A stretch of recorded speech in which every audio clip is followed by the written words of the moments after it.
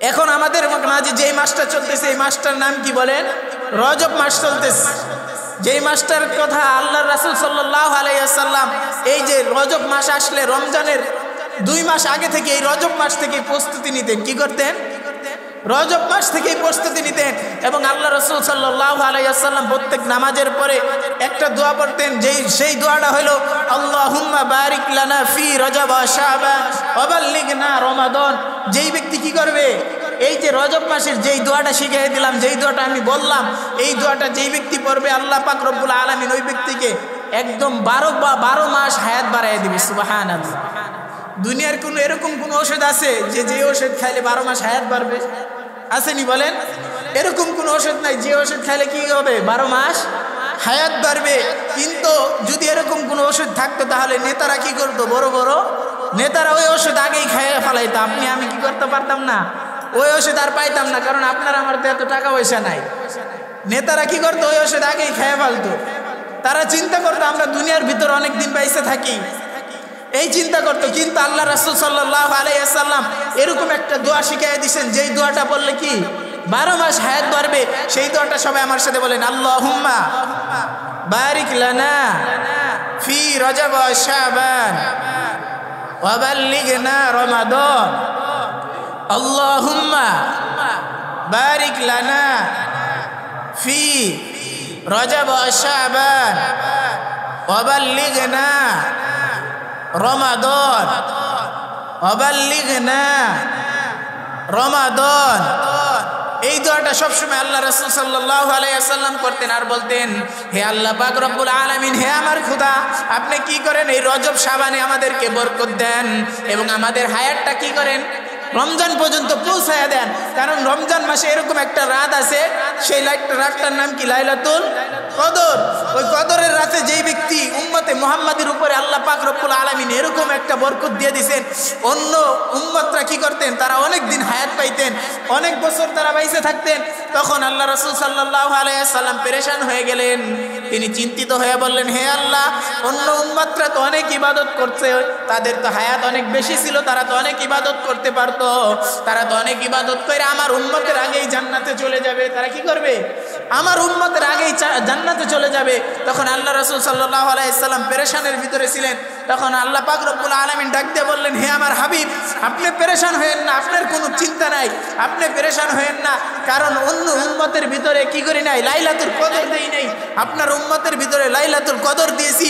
যেই উম্মত, আপনার যদি কোনো উম্মত লাইলাতুল কদর পাওয়ার পরে যদি এক রাতে যদি ভালোভাবে ইবাদত করে, তাহলে আপনার উম্মতের ভিতরে 84 বছর একদম 4 মাসের ইবাদত তার আমলনামায় লিখে দেওয়া হবে। সুবহানাল্লাহ। কার উম্মত? আল্লাহ রাসূলের উম্মত, হযরত মুহাম্মদ সাল্লাল্লাহু আলাইহি সাল্লামের উম্মত হওয়ার কারণে আপনি আমি এই বরকত পাইছি। কার জন্য? সেই রাসূলকে আমাদের জন্য চিনার দরকার আছে না নাই? অবশ্যই চেনার দরকার আছে।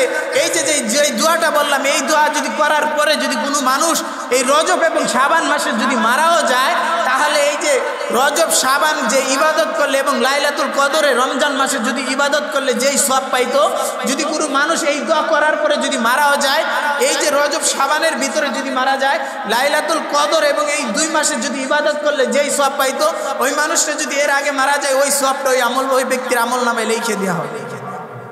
তাহলে এই দোয়াটা করার দরকার আছে না নাই বলেন? রজব মাসে আমাদের বেশি বেশি পড়বেন, আল্লাহুম্মা বারিক লানা ফি রজব ওয়া শাবান ওয়া বাল্লিগনা রমাদান। আমাদের এই দোয়া বেশি বেশি করতে হবে। এবং এই যে রমজানের যে একটা প্রস্তুতি, এই রজব মাস থেকে আমাদেরকে কি করতে হবে? প্রস্তুতি নিতে হবে। দেখেন আল্লাহ রাসূল সাল্লাল্লাহু আলাইহি ওয়াসাল্লাম আপনার আমার জন্য কত কষ্ট করছে, কত কষ্ট করে চলে গেছে, দুনিয়া থেকে বিদায় নিছে। যখন তায়েফের ময়দানে যখন দাওয়াত দিতে গেছে আল্লাহ রাসূল সাল্লাল্লাহু আলাইহি ওয়াসাল্লাম, তায়েফের ছোট ছোট বাচ্চারা আল্লাহ রাসূল সাল্লাল্লাহু আলাইহি ওয়াসাল্লামের যেই শরীরের ভিতরে একটা মশা মাছি বসা ছিল হারাম। কি ছিল বলেন? মশা মাছিও বসা ছিল হারাম।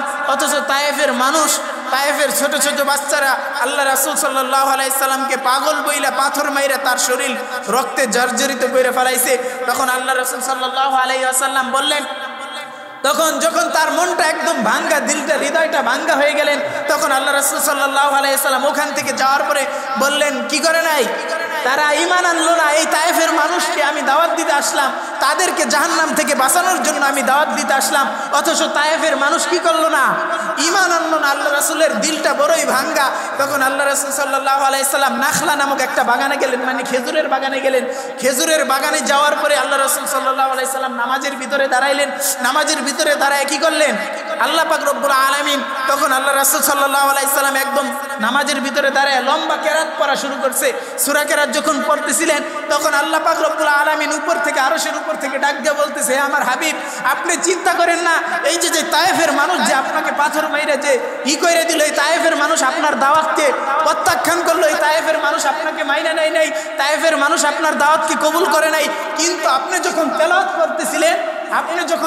করতেছিলেন, আপনি তো দেখেন নাই, কিন্তু আপনার তেলাওয়াত শোনার পরে একদল জিন আপনার উপরে, আমার উপরে কি করছে? একদল জিন আমার উপরে ডাইরেক্ট একদম সরাসরি আমার উপরে ঈমান আনছে। সুবহানাল্লাহ। আল্লাহ রাসূলকে সান্ত্বনা দিছে কে বলেন? আল্লাহ পাক রব্বুল আলামিন সান্ত্বনা দিছেন একদম। কিন্তু যখন তায়েফের মানুষ ঈমান আনে নাই, কিন্তু একদল জিন কি করছে? আল্লাহর উপরে ঈমান আনছে। কি শুই না বলেন? আল্লাহ রাসূলের তেলাওয়াত শুই না একদল জিন ইবাদতকে একদম আল্লাহর উপরে কি করছে? ঈমান আনছে। কিন্তু ওই তায়েফের মানুষ যখন আল্লাহ রাসূলকে যখন একদম পাথর মেরে যখন জর্জরিত করলেন, তখন একদম পাহাড়ের রক্ষিক ফেরেশতাকে আল্লাহ পাক রব্বুল আলামিন পাঠিয়ে দিলেন। পাহাড়ের ফেরেশতাকে পাঠানোর সঙ্গে সঙ্গে তখন ওই পাহাড়ের ফেরেশতাকে আল্লাহ পাক রব্বুল আলামিন আদেশ দিয়ে দিয়েছেন, তুমি আমার হাবিবের কাছে চলে যাও, হাবিবের কাছে যেয়ে বলো যে আজকে এই পাহাড়ের ফেরেশতা তোমাদেরকে যে আদেশ করা হবে সেই আদেশই তোমরা মেনে নিবে।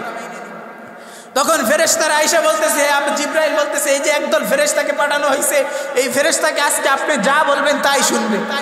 তখন জিবরাইল বলতেছে, আপনি যদি এই ফেরেশতাকে বলেন, এই যে পাহাড়ের দুই পাশের মানুষ যে আপনাকে পাথর মেরে জর্জরিত করলো, আপনার উপরে কি করে নাই? আপনার দাওয়াতকে মানলো না এবং আল্লাহর উপরে ঈমান আনলো না।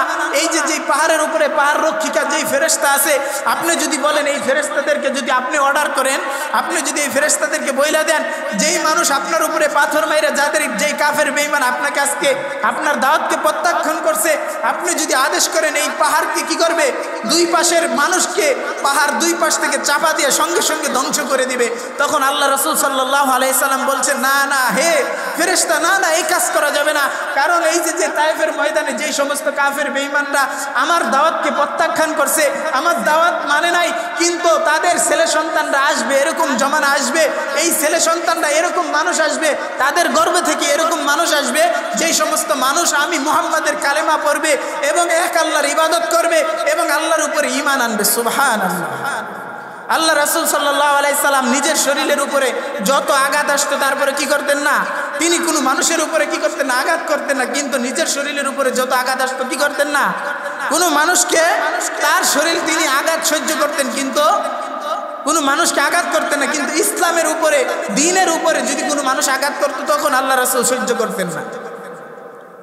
তাহলে আল্লাহ রাসূল সাল্লাল্লাহু আলাইহি সাল্লামের আদর্শ আমাদেরকে মানার দরকার আছে না নাই বলেন? যেই রাসূল সাল্লাল্লাহু আলাইহি সাল্লাম তায়েফের ময়দানে যাওয়ার পরে আপনাকে আমাকে কি করে নাই? কাফের বেঈমান কেউ মারে নাই, আপনাকে আমাকে ভুলে নাই।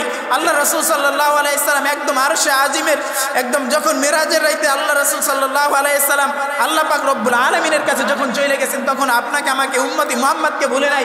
আল্লাহ রাসূল সাল্লাল্লাহু আলাইহি সাল্লামকে আল্লাহ পাক রব্বুল আলামিন ৭০,০০০ বার জিজ্ঞাসা করা হয়েছে, হে আল্লাহর হাবিব আপনি কি চান? কয়বার বলেন? ৭০,০০০ বার জিজ্ঞাসা করা হয়েছে, আপনি কি চান? তখন আল্লাহ রাসূল সাল্লাল্লাহু আলাইহি সাল্লাম যখন ৭০,০০০ বার জিজ্ঞাসা করা হয়েছে, তখন বলছে আমি আমার উম্মতকে চাই। কি কারা চাই বলে? ৭০,০০০ বার জিজ্ঞাসা করার পরে বলছে আমি আমার উম্মতকে চাই, আমার উম্মতকে চাই, আমার উম্মতকে চাই। যখন আল্লাহ রাসূল সাল্লাল্লাহু আলাইহি সাল্লাম দুনিয়া থেকে বিদায় নেবেন, তখনও বলছে হে আমার তোমরা কি করো না? তরকুস সালাত, তোমরা নামাজ ছেড়ে দিও না। কারণ নামাজ আল্লাহ পাক রব্বুল আলামিন আমাকে আরশে আজিমের উপরে নেওয়ার পরে তখন নামাজ দিয়েছেন। এই নামাজ দুনিয়াতে আসার পরে জিবরাইলের মাধ্যমে নামাজ পাঠায় নাই। কারণ নামাজ একমাত্র ইবাদত যেটা আল্লাহ পাক রব্বুল আলামিন আল্লাহ রাসূলকে সরাসরি দিয়েছেন। কি সরাসরি দিয়েছেন? যেই ব্যক্তি কি করবে? ৫ ওয়াক্ত নামাজ সরাসরি একদম ভালোভাবে পড়বে। মিরাজের রাত্রে আমরা জানি ৫০ ওয়াক্ত নামাজ দিছিল। যেই ব্যক্তি ৫ ওয়াক্ত নামাজ সুন্দরভাবে আদায় করবে, আল্লাহ পাক রব্বুল আলামিন ওই ব্যক্তির আমল নামায় ৫০ ওয়াক্ত নামাজের সওয়াব লিখে দিবে। সুবহানাল্লাহ।